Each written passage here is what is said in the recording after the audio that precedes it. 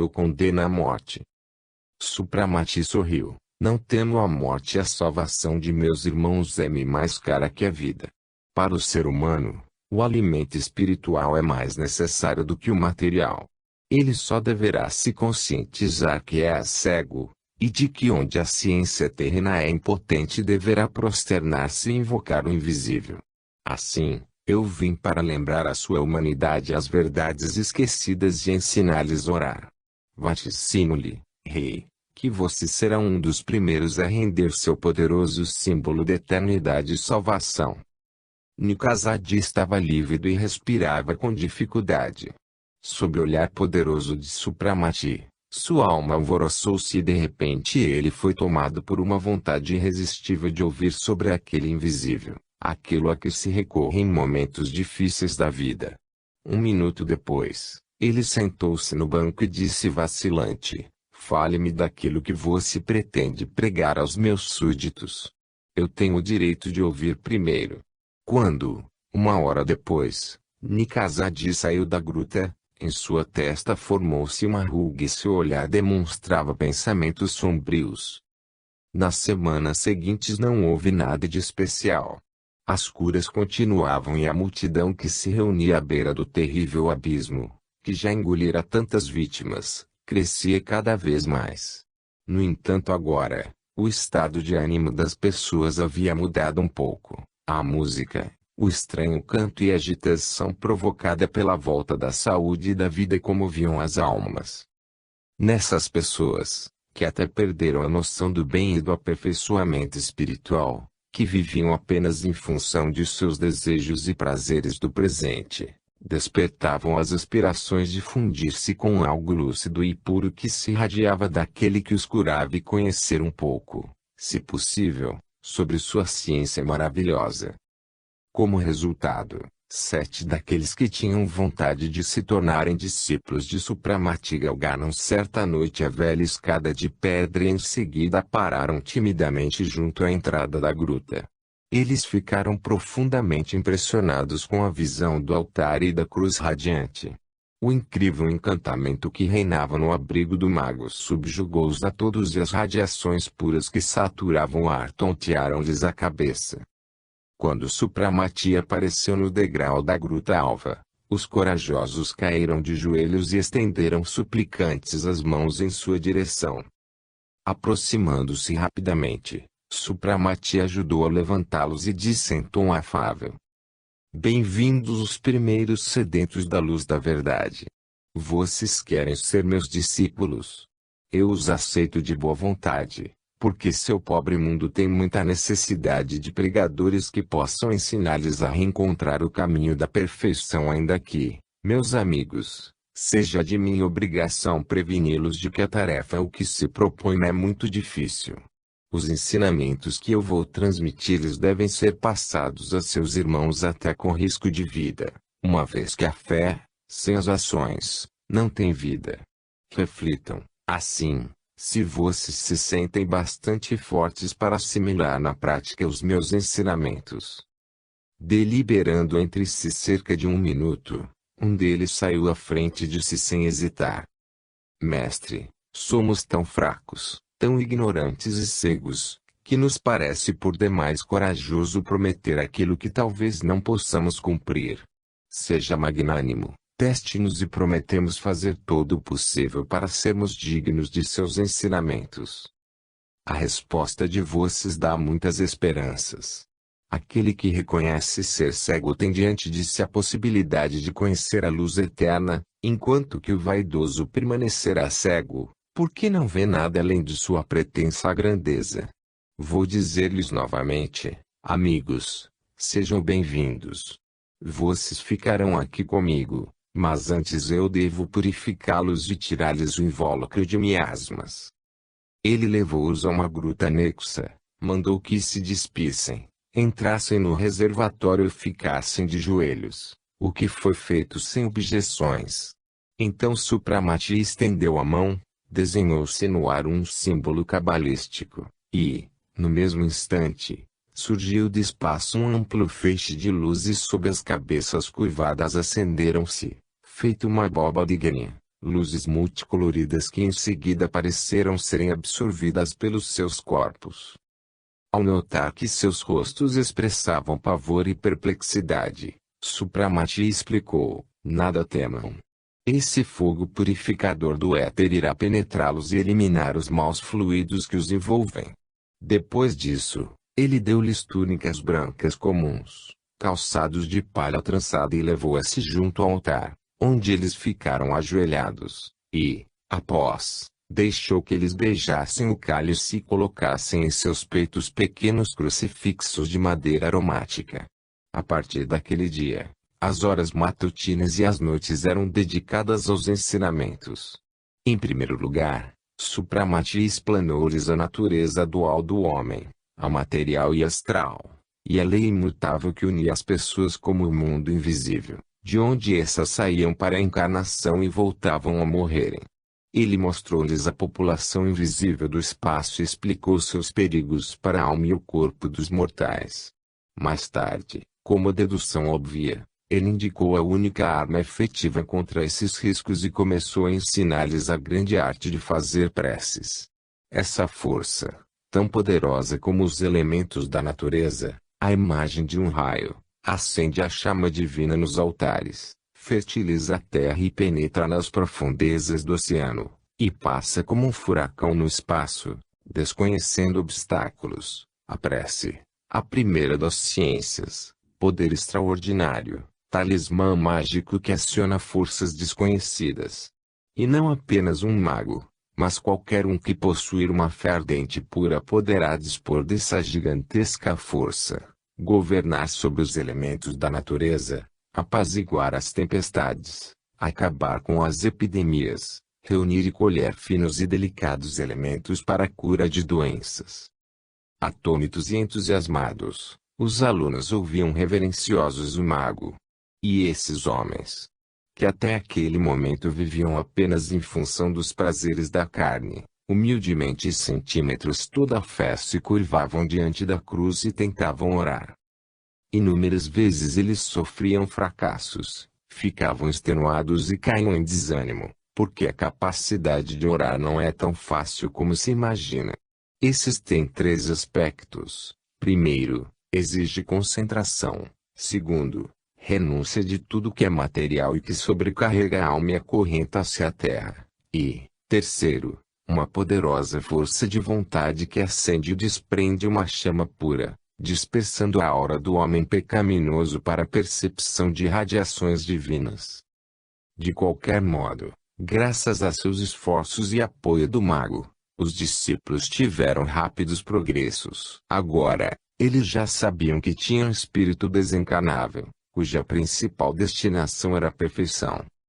Eles alcançavam o mistério da existência e a grande lei do amor que dita ao ser humano suas obrigações com o próximo. Aos poucos, Supramati preparava seus discípulos para sua missão, jorrar luzes de fé nas almas obscurecidas de seus irmãos carnais. Os seus deveres são devolver aquilo que vocês mesmos receberam. É difícil, é claro, incutir nas pessoas as grandiosas leis do bem, detê-los no caminho trilhado de abusos e vícios. Vão odiá-los, pagar o bem com o mal, mas isso não poderá assustá-los, e se a sua missão for marcada com sangue, essa será uma vitória das mais gloriosas. Saibam que o nosso sangue é um orvalho vivificante que se derramará sobre o solo estéril da descrença e egoísmo e, ao lembrarem-se de vocês como uma chama imortal, acenderá a fé nas almas de muitos. Assim, queridos irmãos, não temam a morte, porque a morte de um mártir é um aroma celeste que dispensa os miasmas pestilentos que cercam a atmosfera de um malfeitor. Mestre, se eu entendi bem os seus ensinamentos, observou um dos discípulos, nós nunca devemos pagar o mal com a mesma moeda, para nos defendermos, mas, uma vez que as nossas leis estimulam a vingança e a destruição de tudo que possa se constituir em vantagem, então seremos mortos, sem nenhuma utilidade. Supramati sorriu. São justamente as suas pregações que devem acabar com suas leis selvagens e injustas, mas não pensem que vocês estarão desarmados. aquele que prega a verdade, inspirado por amor a seu dever e armado da cruz, é invencível. Mestre, por favor, explique-nos por que você acredita que a cruz é dotada de força especial? Sei muito bem que este símbolo era antigamente muito venerado aqui, entretanto eu não consigo entender as origens dessa adoração, indagou Caspati, um dos discípulos mais zelosos de Supramati, que a este se afeiçoou sobremaneira. Quando vós amadurecerem e fizerem avanços nas ciências, vocês aprenderão a entender, ainda que parcialmente, as particularidades benévolas deste símbolo de eternidade e salvação. A cruz, meu filho, terrível no que se refere a seu poder, é um símbolo, é uma arma de ataque e defesa. Sendo artífice e força destruidora, ela é a bússola do iluminado. Onde quer que seja, em todos os mundos visíveis no firmamento, a cruz revela o seu poder, pois suas linhas, sendo orientadas para os quatro lados, penetram o universo. Certa noite, Supramati estava sentado na esplanada com os seus discípulos e ensinava-lhes a arte de desenvolver o domínio da vontade, comprovando com exemplos práticos a potência dessa energia. Sob a ação de sua força de pensamento, floresceu um arbusto ressequido e desabou uma tempestade que a seguir foi acalmada a seu comando. Vem, meus filhos, esta vontade desenvolvida e consciente faz submeterem-se os elementos cósmicos, tornando-os maleável feita será derretida. É claro que para alcançar o grau do meu poder é necessário muito tempo e trabalho, mas isso é possível através da persistência e compreensão dos objetivos a serem alcançados. Os discípulos contemplavam-no com um misto de fascínio e quase um medo supersticioso. Caspati perguntou hesitante: Mestre, diga-nos quem é você, de onde veio e de quem obteve esses conhecimentos colossais. Explique-nos por que no transcorrer de tantos séculos, antes de você não apareceu ninguém para revelar-nos as grandes verdades por você propagadas. Supramati refletiu um pouco olhando para o espaço, e retrucou: sou de longe, sou um filho humilde da ciência, enviado por tutores do bem e da verdade para dissipar as trevas de equívocos humanos e devolver ao Senhor seus filhos pródigos, pois todos vossos são filhos dele, partículas indestrutíveis e divinas dele originadas. Vendo os perdidos na intransitável selva da ignorância, escravizados pela carne, cruéis e cheios de vícios, os grandes tutores da humanidade enviaram-lhes um dos seus leais servos, armado da cruz e do amor, para orientá-los ao caminho da verdade. E a minha vinda não será inútil, não estou sozinho, já tenho discípulos fiéis que transmitirão meus ensinamentos a seus irmãos e prosseguirão com a minha causa, se eu perecer. O que você diz, mestre? Você, que é o benfeitor de santos sofridos, perecerá. Seria horrível. O que será de nós sem os seus ensinamentos? Nós não teremos condições de continuar a sua causa, exclamou Caspati com lágrimas nos olhos, abraçando-se ao seu consagrador. Supramati afagou a cabeça abaixada de seu discípulo. A causa de salvar a alma da morte de ignorância e descrença não raro é paga com a vida. Mas isso não tem a menor importância. A semente da verdade por mim plantada, a libertação dos grilhões seculares de ateísmo brutal por mim preconizada a meus irmãos sobreviver à minha existência carnal. Enquanto que vocês, meus filhos, não deverão ter medo ao ficarem sem os dirigentes. Invoquem os mentores que habitam as montanhas em retiro espiritual e eles lhes trarão em profusão o pão e o vinho espirituais que alimentarão as suas almas.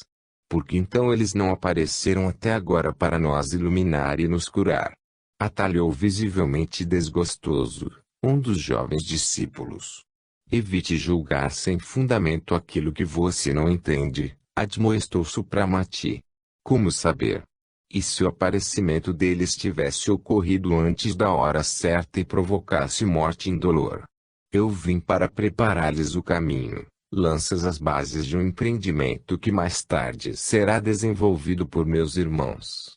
Serão eles que reativarão a sua antiga fé, restabelecendo aquilo que foi deturpado ou esquecido por séculos. E depois, se for necessário, aparecerão outros e sustentarão a verdade. Seu caminho será iluminado por fachos de luz. Assim como eu, eles cumprirão seus desígnios, compartilharão com seus irmãos da verdade e da luz, por sua vez obtidas de outros. A observação de Supramati embaraçou Caspati. Agradeço, mestre. Na próxima vez serei mais cuidadoso e vou me conter para não fazer conclusões por demais apressadas. Capítulo V. Era com grande satisfação que Supramati observava os rápidos progressos de seus discípulos, cujas habilidades pessoais começaram a se revelar claramente. Enquanto um se interessava exclusivamente pela música, outro, pelo estudo da força oculta dos planetas, e um terceiro pelas maravilhas do céu estelar.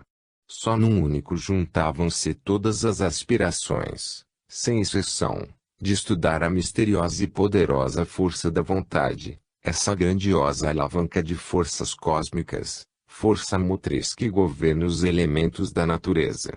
A vontade, sendo desenvolvida e disciplinada, representa força semelhante aos próprios elementos da natureza.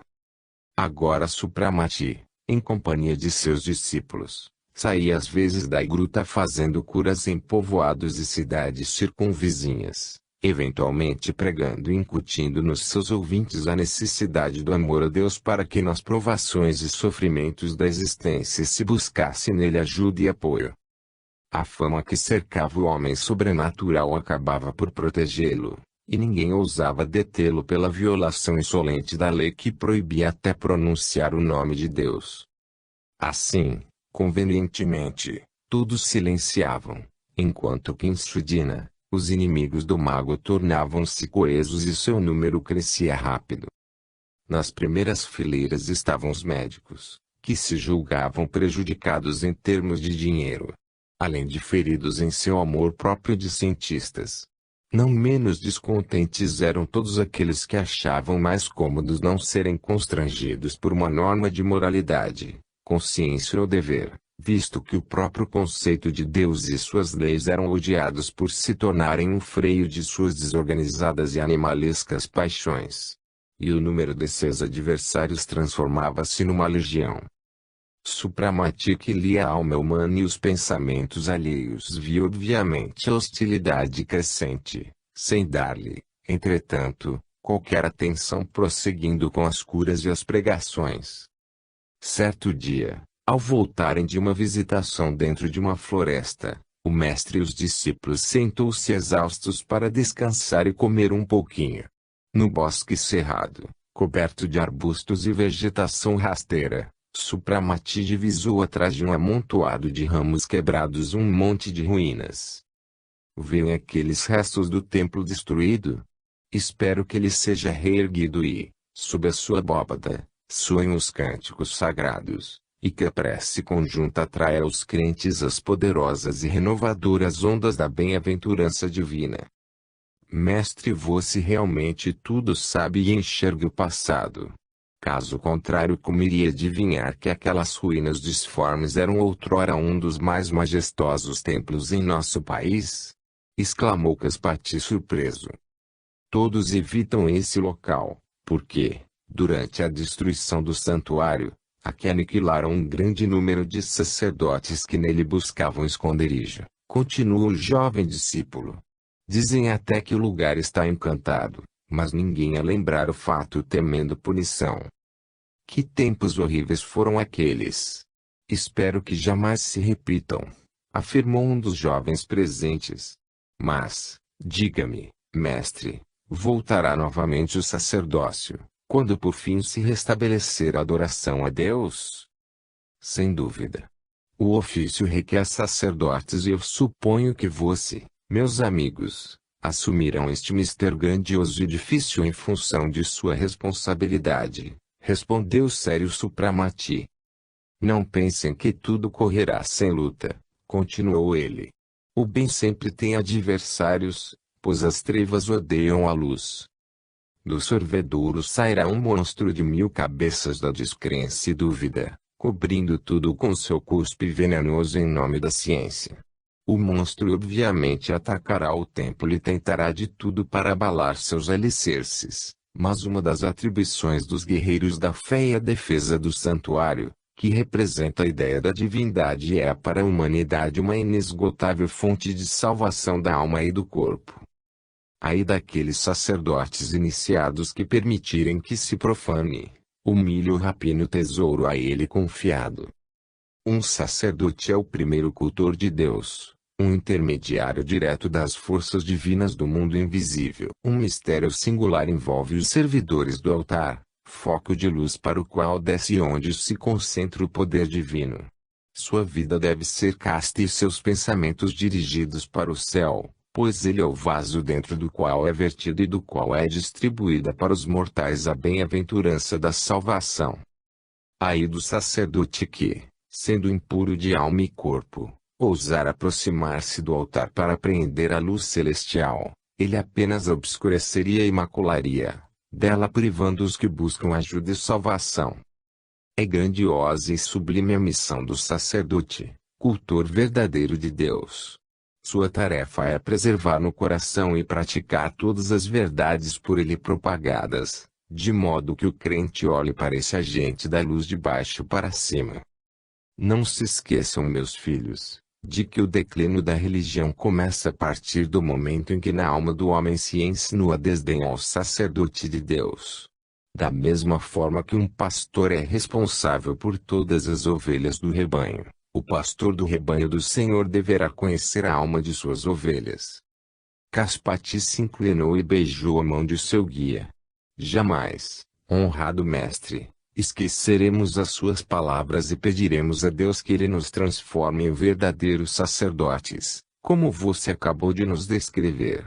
À medida que aumentava o número dos seguidores, Supramati agia cada vez mais abertamente. Fazendo suas pregações até na capital, ele conseguiu juntar os crentes em comunidades que se reuniam para fazer preces conjuntas e usavam no pescoço pequenos crucifixos de madeira, feitos de árvore aromática, distribuídos por seu mestre adorado. É evidente que todos os inimigos de Supramati, e eram numerosos, espumavam de ódio quando viam sua impunidade. Alguns membros do conselho monárquico exigiam abertamente nas reuniões a detenção do feiticeiro e seu julgamento pela corte, visto que sua insolência crescia dia a dia, enquanto que suas tolas pregações ameaçavam provocar distúrbios e por abaixo as leis vigentes. Se a maioria do conselho optar pela detenção, eu não me pronunciarei contra, respondeu Nikazadi. Reflitam bem, entretanto, antes de sua decisão, tomando cuidado de se certificar de que a detenção do homem que salvou da morte centenas de pessoas não resulte em distúrbios que vocês tanto temem. O desconhecido dispõe para as curas de indiscutíveis e poderosos meios, e qual de vocês poderá garantir que amanhã mesmo não terá que recorrer à ajuda do curandeiro?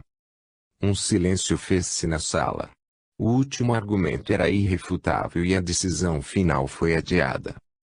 Entretanto, esse adiamento enfureceu os mais intransigentes. Então, eles resolveram agir escondido e eliminar o feiticeiro a qualquer custo. Nesse ínterim, a ocorrência de um fato novo fortaleceu a sua intenção ignóbil.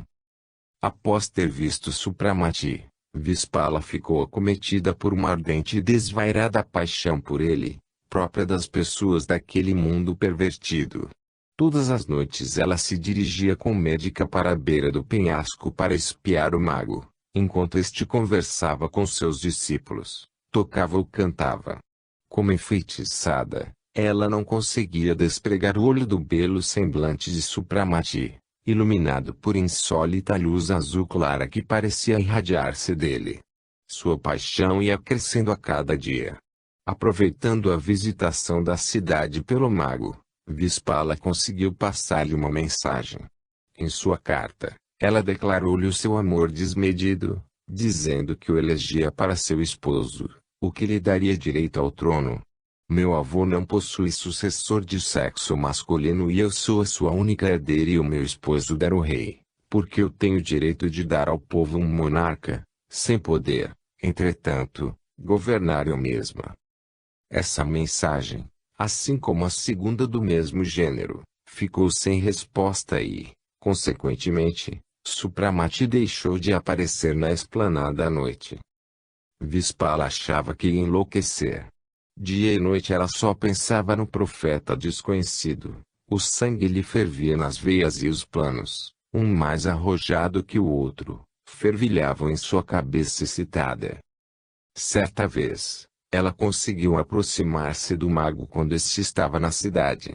Pelo visto, Supramati não havia notado, mas, no instante que ela quis tocá-lo com a mão, sentiu um forte choque que a arremessou para o lado, como se por uma rajada de vento. Vispala perdeu o sono e o apetite e caiu em tal desespero que acabou ficando doente. As longas e contínuas emoções provocaram uma daquelas terríveis doenças de fundo nervoso, contra as quais os médicos não conheciam a cura. A jovem perdeu a visão e convulsões horríveis contorciam-lhe os braços e as pernas. Nikazadi ficou desesperado e mesmo o povo compartilhava de seu infortúnio, pois todos gostavam demais da encantadora mulher. Em virtude disso, a gruta dirigiu-se um séquito de representantes das diversas classes da população. Se alguém pudesse salvar a princesa, esse era, sem dúvida, somente Supramati. O mago prometeu visitar Vispala e ordenou a seus discípulos que orassem na sua ausência.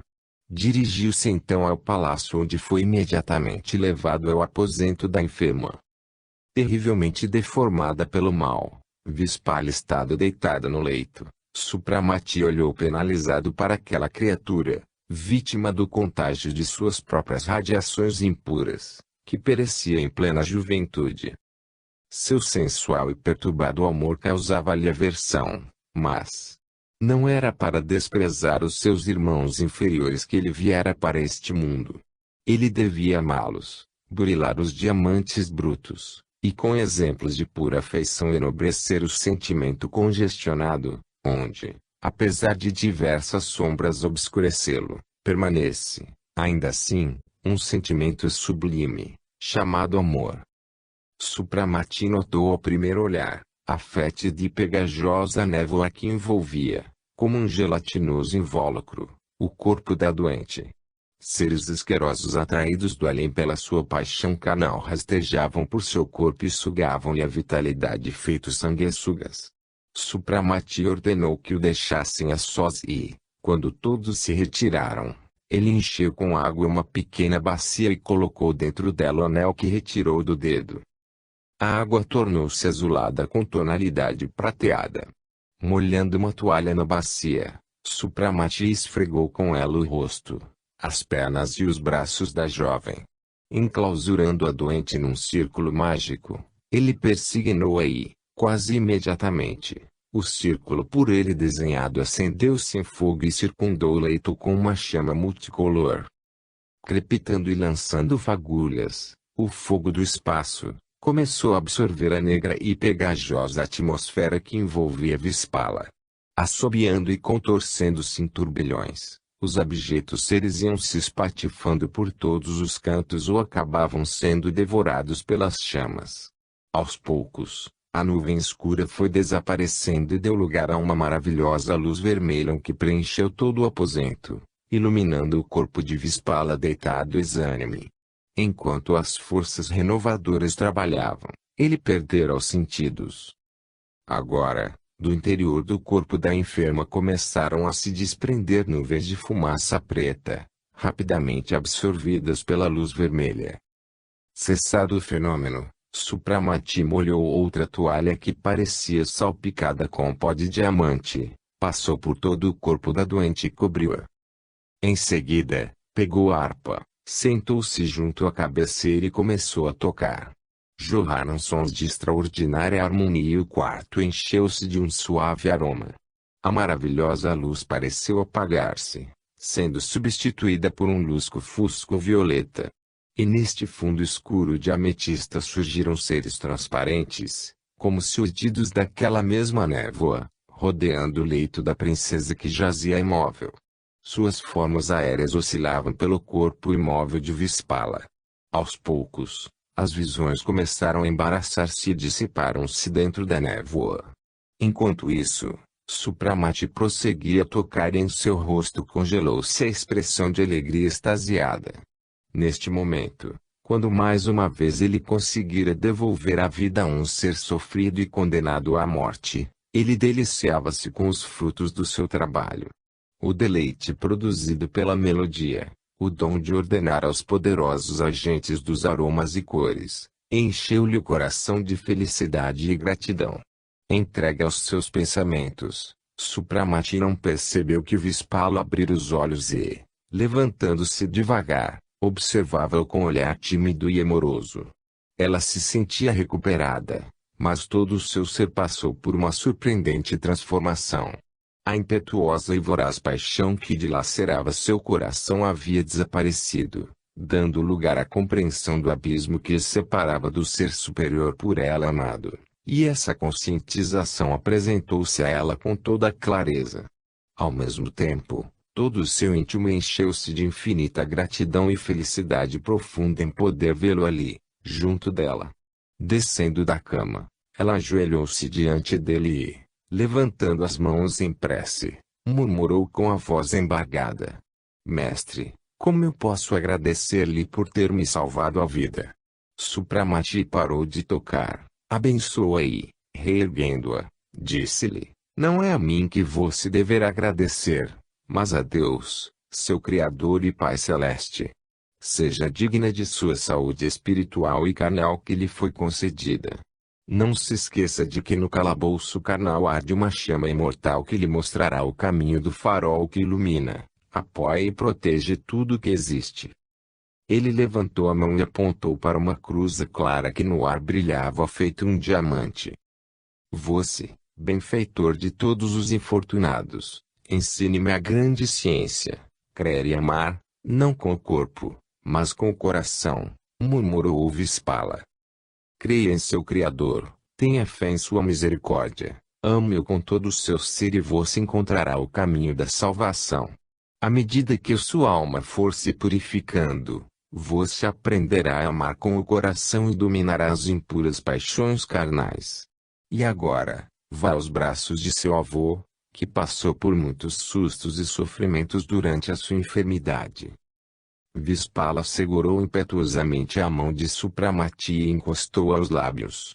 Em seguida levantou-se e correu aos aposentos do rei, onde este, rodeado por alguns acólitos, esperava receoso pelos resultados da cura. O rei ficou profundamente feliz ao ver a neta totalmente sadia, e, quando ele e seu séquito quiseram agradecer ao mago, este já havia sumido. Ao alvorecer do dia seguinte, o rei foi à gruta expressar sua profunda gratidão pela cura de Vispala. O velho rei estava muito emocionado. Ele ficou um longo tempo conversando seriamente com o mago, após o que, como já predissera Supramati, ajoelhou-se humildemente ante o altar, professando a divindade e pronunciando o nome do qual era proibido por lei. A cura da herdeira da coroa causou uma enorme repercussão e a popularidade do mago aumentou ainda mais. Na mesma razão, praticamente, cresceu o ódio de seus adversários. A gota d'água foram os boatos de origem desconhecida que começaram a correr no meio do povo. A boca pequena, é verdade, mas em todos os lugares corriam os rumores sobre o futuro rei. Pois Nikazad já estava velho e o seu fim estava próximo, em virtude do que, na opinião geral, Supramati deveria ser o seu sucessor. Poderia a princesa escolher para esposo alguém melhor que esse benfeitor de todos os sofredores? Falava-se na sociedade. Ele é jovem e belo, sua origem, claro, é obscura, mas pelo menos a princesa é de estirpe nobre. Além do mais, ele é pobre. Mas isso apenas comprova o seu desinteresse, pois do contrário, fosse ele mais prático, poderia ser a pessoa mais rica do planeta. quanto não lhe pagariam por salvar um ente próximo e querido de morte certa. A conclusão que se tirava dessas conversas era de que seria preferível que o futuro monarca fosse um homem bondoso, belo e sábio. Mas, se os anseios do povo em terem Supramati o seu rei eram enormes, a simples possibilidade de tal combinação provocava uma verdadeira tempestade oposicionista e trazia às suas hostes pessoas bastantes. Dentre esses, havia alguns jovens que por sua origem e elevada posição nutriam esperanças de serem eleitos por Vispala. Mas a paixão da jovem pelo belo mago já não era um segredo e nisso as aspirações nacionais poderiam lograr êxito. O meio mais certo de prevenir os aborrecimentos seria eliminar o perigo, e, assim, numa reunião secreta, os inimigos decidiram acabar com ele, custasse o que custasse. Dando-se sequência à conspiração, Supramati foi surpreendido por um atentado à sua vida quando saía de uma fazenda, onde acabara de tratar do gado acometido por uma doença malévola. Um golpe desfechado às pressas não acertou, contudo, seu peito, pegando apenas o ombro. O malfeitor tentou fugir, mas acabou sendo detido e trazido pelos pastores indignados. Verificou-se em seguida que ele era uma das pessoas que Supramati havia salvado da morte. Com toda certeza a multidão o teria linchado, não fosse a interferência do mago, que afirmou que ninguém tinha o direito de puni-lo, pois ele próprio perdoava ao culpado. Não obstante, o criminoso teria vindo por um dos adeptos mais fervorosos de Supramati, caso ele não prevenisse o patife, ajudando-o, inclusive a fugir. O segundo atentado foi bem mais engenhoso e para cuja consecução foi escolhido um animal. Era uma fera que habitava os pântanos, meio leão, meio touro, mas de extraordinária força e astúcia. Medindo menos que o touro que habitava o planeta, tinha uma juba parecida com a de leão. O uru, como era conhecido o animal, tinha 3 chifres, retos e afiados feito punhais, uma enorme goela cheia de dentes fortes e suas patas mais pareciam com os pés de macaco. A domesticação desse animal era impraticável, mas o público sempre gostou de assistir às lutas desses urus, muito em voga antigamente. O fato que tornava o espetáculo ainda mais interessante é que esse animal era difícil de ser dominado, além de que era uma raça em extinção. Naquele dia acabavam de trazer do pântano 2 daquelas enormes exibicionalmente ferozes feras, escolhidas para dar cabo traiçoeiramente de Supramati. As feras eram mantidas em jaulas de ferro, guardadas num galpão aberto. No instante em que o mago atravessava a rua, acompanhado por 2 discípulos e uma grande multidão, um dos animais escapou da jaula e cego de fúria, atiçado com os gritos de perseguição, partiu para cima do mago, prestes a pegá-lo com os chifres. O perigo era inevitável e mortal. A fera enraivecida voava em direção de Supramati, enquanto a multidão em pânico se espalhava por todos os cantos. Subitamente, porém a 2 passos de Supramati o animal estacou bruscamente, cheirou o ar e virou-se em direção de um dos discípulos. Supramati, neste ínterim, levantou a mão e o uru caiu com as patas dobradas, como se tivesse recebido uma forte pancada na cabeça. Os espectadores ouviram pasmados o mago pronunciar umas palavras desconhecidas, estranhamente repetidas por todos, tocando em seguida a harpa. Ao ouvir a música, o uru, como se encantado, aproximou-se vagarosamente de Supramati e deitou-se a seus pés. O mago acariciou-lhe a cabeça, deu-lhe um pedaço de pão, tirado do bolso, e o animal começou a comê-lo. Continuando a tocar e a cantar a meia voz, Supramati foi ao galpão, seguido do uru que, obedecendo a seu comando, entrou submisso na jaula. Da próxima vez sejam mais cuidadosos e não deixem a jaula aberta. Eu não sou o único a andar pela rua e quantas pessoas inocentes poderiam ser vitimadas em meu lugar, advertiu calmamente Supramati aos guardas, visivelmente embaraçados. Esse acontecimento originou um tremendo barulho e ao mesmo tempo uma insatisfação na população, que começava a pressentir um atentado contra a vida de seu benfeitor. Os conspiradores sossegaram, suspendendo por algum tempo seu intento sanguinário. Odiando ainda mais seu inimigo, decidiram esperar por um momento oportuno enquanto iam arregimentando mais partidários. Pouco depois, Nikazad teve morte súbita. O velho rei era muito amado e seu falecimento provocou comoção geral. Somente aqueles que o acusavam de fraqueza e de haver permitido as pregações de Supramati alegraram-se com o fim do monarca. Para Vispala foi um golpe muito duro. A conscientização de estar sozinha no mundo atormentava-a. Todo o período de luto, ela passou totalmente enclausurada, cercada apenas por poucas amigas recém-convertidas. Enfim, chegou o dia em que, segundo a lei, Vispala deveria anunciar aquele que ela escolhia para seu esposo e rei, visto que, conforme já foi dito acima, ela mesma não poderia governar, mas tinha o direito de eleger um monarca dentre a juventude de alta nobreza. O Conselho de Estado estava todo reunido quando Vispala chegou e com humilde dignidade ocupou o assento monárquico, anunciando que a única pessoa que ela considerava digna no mundo de suceder a seu querido e inovidável avô era Supramati, o benfeitor nacional que devolvera a saúde e a vida para milhares de pessoas. O embaraço dos presentes era evidente. Sua escolha, rainha, contraria todas as leis, replicou o presidente do conselho, recuperando-se do choque. Você quer eleger para nosso rei uma pessoa que é, sem dúvida nenhuma, digna disso. Entretanto, sua origem é uma incógnita. É pertencente a uma raça totalmente diferente e desconhecida, o que poderá contaminar os seus descendentes com sangue talvez impuro, inferiorizando a sua antiga e gloriosa dinastia, da qual você é a última representante.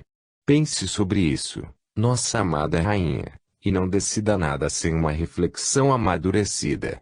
Eu analisei tudo isso antes de vir para cá e a minha decisão é irrevogável, obtemperou firmemente Vispala. Sei também que o conselho poderá acatar ou não a minha opção. Suas conclusões podem até serem justas, ainda que, a meu ver, as inúmeras boas ações de Supramati sirvam de melhor exemplo para confirmar sua nobreza. Eu estou pronta para submeter-me à decisão do conselho, mas, em caso de recusa, abro mão de todos os meus direitos hereditários ao trono e vou me retirar para a vida particular. O conselho e o povo que escolham seu rei, segundo as suas leis e buscando o bem-estar da nação. Daqui a 3 dias vocês me darão a resposta. Deixando os conselheiros em total perplexidade, Vispala saiu da sala e voltou aos seus aposentos. Uma acalorada discussão tomou conta da sala. As opiniões divergiam. Uns nem a menos quiseram ouvir a opção Supramati, outros receavam perturbações em caso de recusa, levando em conta o amor que o povo tinha pela jovem rainha e a adoração pelo profeta que promovia as curas. Os ânimos se acirravam. Os inimigos do mago brandiam que com a subida ao trono desse desconhecido feiticeiro iriam começar novos distúrbios religiosos, pois era evidente que ele iria querer restabelecer o antigo culto, recolocar o símbolo outrora rejeitado, a cruz, e exigir que se reverenciasse Deus esquecido, sem o qual se vivia ultimamente graças às sábias leis. Os opositores contra-argumentavam, dizendo que já havia muitos anos seus ancestrais viveram com fé em Deus e os tempos eram melhores, as leis menos cruéis, mais justas, e que, de qualquer forma, segundo o vaticínio, a fé branca deveria renascer. Para acalmar os ânimos exaltados, um conceituado dignatário propôs que fosse escolhido um candidato ao trono e que atendesse a todas as condições, pondo fim às altercações inúteis. No início, tal proposta foi aceita unanimemente, mas, na hora de escolher, o espírito partidário, a ambição pessoal e as paixões se esquentaram a tal ponto entre aquela gente que crescera em meio a total egoísmo que ninguém acabou sendo escolhido. Numa reunião cansativa, irritante e nervosa, convocada pela maioria dos votos, decidiu-se enfim enviar uma comitiva a Supramati com a proposta da rainha.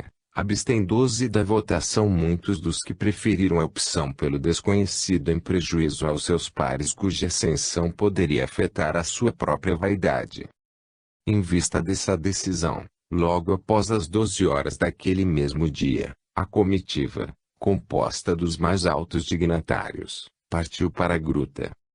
Calmo e pensativo ouviu Supramati exposto e só esboçou um sorriso quando começaram a lhe descrever todas as honrarias que por ele esperavam.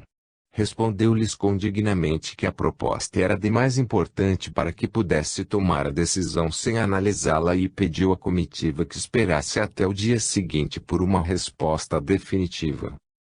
Ao ficar sozinho, ordenou que os discípulos se retirassem para a gruta pequena. Ajoelhou-se frente ao altar, mergulhando numa prece exaltada. Todo o seu espírito aspirava impetuosamente unir-se a seus membros e obter deles um conselho. Deveria ele assumir tal responsabilidade? Já fazia muito tempo que seu espírito purificado estava livre de qualquer sombra de ambição, mas, nesse instante, ele não sabia se a sua ascensão ao trono seria desejável e útil para a missão. Todo o seu espírito ansiava por um conselho ou qualquer instrução visível de seus dirigentes. Subitamente, a conhecida e querida voz de Ibramar soou em seus ouvidos, como se fosse uma remota e suave música. Vá adiante sem vacilar, valoroso filho da luz. Para alcançar seus objetivos você deverá aceitar a coroa do poder, dando lugar, talvez em seguida, ao martírio. Supramati orou muito e quando se levantou estava calmo e decidido, sabendo o que tinha de fazer. Ao alvorecer, Supramati juntou os seus discípulos e, anunciando que ao se tornar rei devia deixá-los, deu as últimas instruções. Apertando as mãos de cada um de seus discípulos e fazendo longas preces, Supramati os abençoou e deu para cada um pequeno crucifixo de madeira. Em qualquer lugar que vocês, meus amigos, venham a se estabelecer, ergam o símbolo da salvação e da eternidade em 3 dimensões, altura, largura e profundidade. Este sublime sinal, sinete do próprio Deus, a cruz, deve ficar nas portas de suas casas e em suas mãos. Com ela, vocês irão curar as doenças, expulsar os demônios, domar as tempestades e prevenir as catástrofes. Mas não se esqueçam de que a miraculosa força desta misteriosa arma funcionará apenas concorde com a fé e o amor de vocês a Deus. Quanto mais forte for a fé, tanto mais terrível será a força da cruz.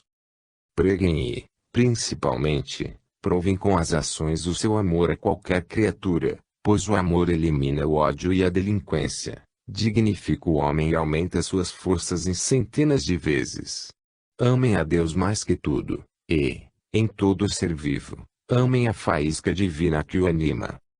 Capítulo 6. Quando no dia seguinte a comitiva retornou, Supramati anunciou que havia concordado em aceitar o poder governamental que lhe conferiam, sendo, no mesmo instante, coberto de cumprimentos lisonjeiros e servis e manifestações de alegria dos dignatários presentes. Mal podiam eles desconfiar que o olhar perspicaz do mago lia seus corações hipócritas, seus pensamentos hostis e invejosos e as intenções traiçoeiras. Porém, os belos e claros olhos de Supramati nada revelaram. Ele retribuiu amistosamente os cumprimentos. Deixou que eles o vestissem num curto traje branco, bordado a ouro, e numa capa azul, colocando sobre sua cabeça uma grande coroa de ouro com incrustações de pedras preciosas. Feito isso, ele dirigiu-se ao Palácio Real. Na parte superior da escada, Supramati era aguardado pela noiva. Abalada pelas emoções pelas quais passava, Vispala ergueu timidamente seus olhos cheios de lágrimas, fitando-o amorosamente. E quando ele com um sorriso afável pegou-lhe a mão, beijou-a e pronunciou algumas palavras carinhosas, Seus olhos brilharam de alegria e radiante de felicidade. Ela dirigiu-se com ele para a sala do banquete. O casamento foi marcado para 6 semanas depois. No entanto, as rédeas do governo foram passadas, de imediato, às mãos do novo rei. Após presidir pela primeira vez a reunião do conselho, Supramati retirou-se aos seus aposentos. Para auxiliá-lo em seus serviços pessoais, Supramati convocou 2 de seus discípulos, fato que lhe criou novos inimigos.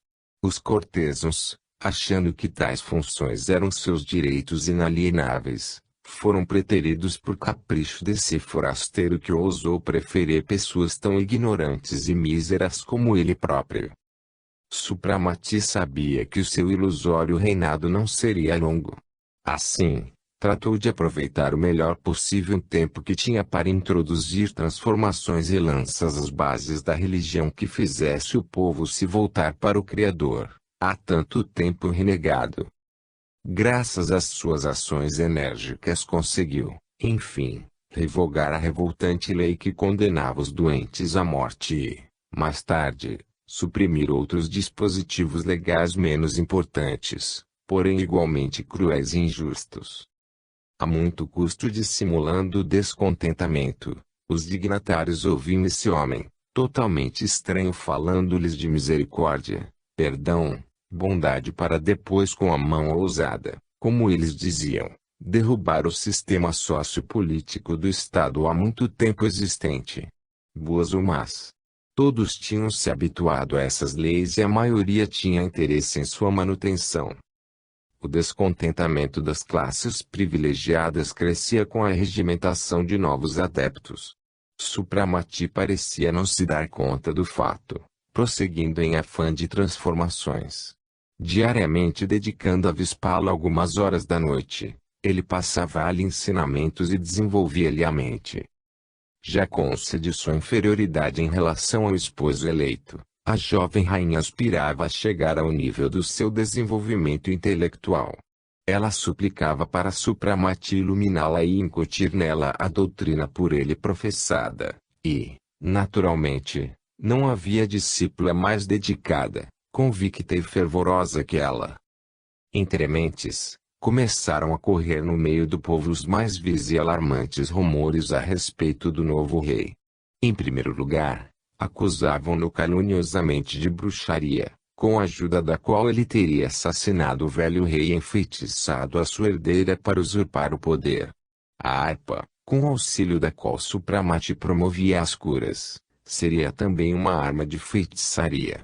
Sem dúvida nenhuma, ele havia aparecido na condição de um perigoso agente dos montanheses, que tensionavam restabelecer com sua ajuda os velhos preconceitos e bruxarias, punidos com a morte. Os rumores tomaram tal intensidade que os amigos de Supramati acharam por bem alertar Vispala sobre uma revolta em processo de preparação. Supramati estava trabalhando quando sua noiva, lívida e trêmula, entrou correndo no gabinete. Com voz engasgada, ela lhe transmitiu o que acabara de ouvir. Eu sei de tudo, disse com calma Supramati, fazendo-a sentar-se. Sabe? E não faz nada para evitar o perigo mortal que o aguardas. Caindo de joelhos, ela estendeu-lhe as mãos e implorou. Fuja Supramati, esconda-se até que seus inimigos sejam eliminados. Eu saberei desmascarar e punir os miseráveis, e, depois que eles forem lançados ao fundo do abismo, você poderá voltar desimpedido. Supramati apressou-se em levantar-lhe e falou-lhe balançando a cabeça. Que belo exemplo eu daria em vez de pôr em prática os meus ensinamentos. E você acredita realmente que eu seja um feiticeiro? Não, absolutamente. Mas você tem tantos inimigos que o odeiam. Você deveria entender que as grandes verdades que eu professo e que devem se enraizar em vocês provocam a fúria dos habitantes do inferno, e aqueles encontram infelizmente, instrumentos que servem para seus objetivos nas pessoas pervertidas, ainda que inconscientemente. Não seria digno de minha parte fugir do destino. Acalme-se, Vispala, eu nada temo. Só poderá acontecer aquilo que terá de acontecer. Triste com maus presságios na alma, a jovem rainha retirou-se. Encorajados com a aparente estupidez e inoperância de Supramati, os conspiradores tornaram-se mais ousados e enérgicos e, sentindo-se bastante fortes, decidiram fixar o dia do casamento real para a consecução de seu plano. Mas, apesar de todos os esforços, Supramati contava com muitos partidários entre a gente simples e, sobretudo, na classe trabalhadora. Os conspiradores decidiram misturar nas iguarias que seriam servidas na solenidade um narcótico muito forte. Assim, os defensores de Supramati iriam cair no sono e não atrapalhariam a execução do plano, e até que eles acordassem, dando-se conta do que estaria acontecendo, seu amado profeta já não estaria entre os vivos. Chegou finalmente o dia do casamento. A cerimônia civil foi festejada com pompa e logo depois o casal percorreu em cortejo as ruas da cidade, animadamente ovacionado pelo povo que, em seguida, espalhou-se por diversos locais da cidade, onde foram preparadas diversões, comida e presentes. No palácio do rei já estava preparada uma mesa com 2 cadeiras para os recém-casados e num jarro de ouro de fino acabamento foi posto um vinho caro e envelhecido. Supramati estava tranquilo, já a rainha aparentava tristeza e preocupação. Assim que se sentaram, Supramati inclinou-se ao ouvido da jovem esposa e sussurrou: "Não beba desse vinho, caso contrário você entrará num sono perigoso." "É veneno?" indagou ela assustada. "Não, é um soporífero muito forte", respondeu Supramati, fingindo beber e retribuindo os brindes dos convidados. A festa estava em pleno apogeu. Aproveitando o barulho da música e das conversas, Supramati novamente se inclinou no ouvido da esposa e disse em tom carinhoso, mas firme: "Junte toda a sua coragem. Vispala arme-se de sentimento de dignidade de mulher e rainha." Aproxima-se um momento difícil. Ele apertou-lhe fortemente a mão. "Vão nos separar e a minha hora provavelmente chegou. Então morrerei junto com você", murmurou ela em voz baixa. Vispala, tremendo como vara verde. Supramati fez um sinal de desaprovação. "Não, viva para manter e continuar com a minha missão. Lembre-se de mim com amor. Ainda que eu seja invisível, sempre responderei ao seu chamado." Ele foi interrompido pelo barulho e gritos de fora e a sala adentrou uma numerosa multidão de homens armados, liderados pelo antigo pretendente à mão da princesa. "Peguem esse bruxo que com sua torpe feitiçaria apoderou-se do trono, matou Nikazadi e cegou o coração da rainha", brandiu ele, apontando para Supramati em pé, agarrado com força por Vispala. Formou-se na sala um barulho infernal. Os partidários de Supramati lançaram-se em sua defesa, travando uma luta em volta do pedestal real. Mas, como os revoltosos estavam em maior número e ainda encontraram na sala seus correligionários, saíram-se vitoriosos e o líder dos conspiradores subiu no pedestal. Nesse ínterim, Supramati tirou a coroa de rei e disse calmamente: "Para que toda essa luta? Eu não estou me defendendo. Isso não tem a menor importância. A questão agora não é essa ou aquela, mas sua defesa diante da corte", argumentou o líder dos revoltosos, rindo. Vispala soltou um grito abafado, pôs-se de joelhos e começou a implorar, em prantos, a soltura do esposo. Supramati levantou-a rapidamente e disse em seu ouvido: "Envergonhe-se de implorar a piedade." Por uns instantes, sob a influência da poderosa força do mago, Vispala pareceu acalmar-se e Supramati aproveitou o momento para beijá-la e abençoá-la. Na hora de levarem o rei deposto, ela novamente agarrou-se a ele, mas foi separada bruscamente do esposo, perdeu os sentidos e foi retirada do local. Uma corte suprema provisória, composta dos inimigos mais fervorosos do profeta, reuniu-se às pressas no salão nobre do conselho. Postado em pé diante desse areópago, que efervescia de hostilidade e paixões, Supramati observava triste e pensativo as feições embrutecidas de seus invejosos juízes, que não haviam dado necessário valor a um ser superior, jogado por destino à mercê deles. Perplexo e desconfiado observava o presidente aquela névoa azulada que envolvia Supramati, porém, recompondo-se rapidamente, gritou ensandecido: defenda-se, atrevido usurpador, das terríveis